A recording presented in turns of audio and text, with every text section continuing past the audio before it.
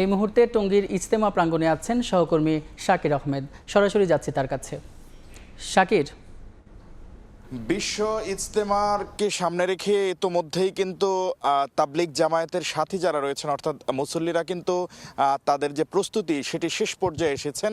আমরা দেখতে পেয়েছি আজকে সকালে ঢাকা, গাজীপুর সহ আশেপাশের যে এলাকাগুলো রয়েছে সেই এলাকাগুলো থেকে কিন্তু মুসল্লিরা এসেছেন এবং জুমার নামাজের আগে তারা যে আনুষ্ঠানিক প্রস্তুতির যে শেষ পর্বগুলো সেগুলো তারা সম্পন্ন করছেন। অর্থাৎ তারা আসলে এখানে তীব্র শীত কুয়াশা থেকে বাঁচার জন্য যে উপরে যে কোথাও আসলে তারা শামিয়ানা টাঙিয়েছেন, কোথাও টিন দিয়ে মুসল্লিদের থাকার যে জায়গা সেই জায়গাগুলোতে ব্যবস্থা করেছেন আমরা দেখতে পেয়েছি।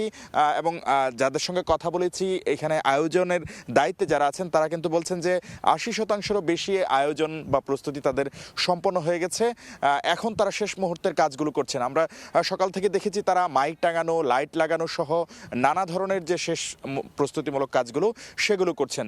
এখানে কিন্তু স্বেচ্ছাশ্রমের দেওয়ার জন্যে মুসল্লিরা এসেছেন, তাবলিগ জামায়াতের সাথী যারা রয়েছেন তারা এসেছেন এবং তারা বলছেন যে তারা এই ইজতেমা শুরু হওয়ার আগ পর্যন্ত তারা এই ধরনের স্বেচ্ছাশ্রমের ভিত্তিতে বা তারা সেটিকে খেদমত বলছেন, সেটির ভিত্তিতে তারা ইজতেমা ময়দানকে আসলে মুসল্লিদের জন্য পুরোপুরিভাবে প্রস্তুত করতে চান।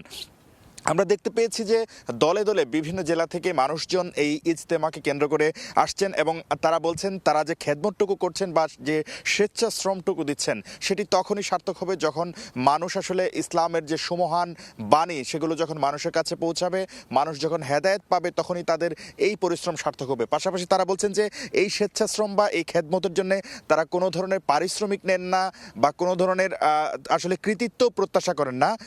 সেই জায়গা থেকে আসলে তারা বলছেন যে যদি মানুষ হেদায়েত পায় বা আল্লাহর সন্তুষ্টি অর্জন করা যায় সেই ক্ষেত্রে কিন্তু তাদের যে এই শ্রম বা তাদের এই খেদমত সার্থক হবে, এমনটি কিন্তু বলছেন তাবলিগ জামায়াতের সাথী যারা রয়েছেন তারা।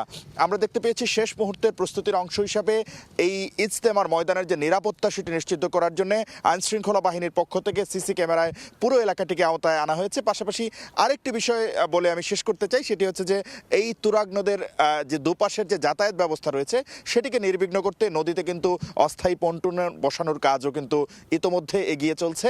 তো সব মিলিয়ে এখন পর্যন্ত ৮০% কাজ প্রস্তুত বলে জানিয়েছেন আয়োজকরা। এই ছিল গাজীপুরের টঙ্গীর তুরাগ নদীর তীরে বিশ্ব ইজতেমার ময়দানের প্রস্তুতির সর্বশেষ খবরাখবর।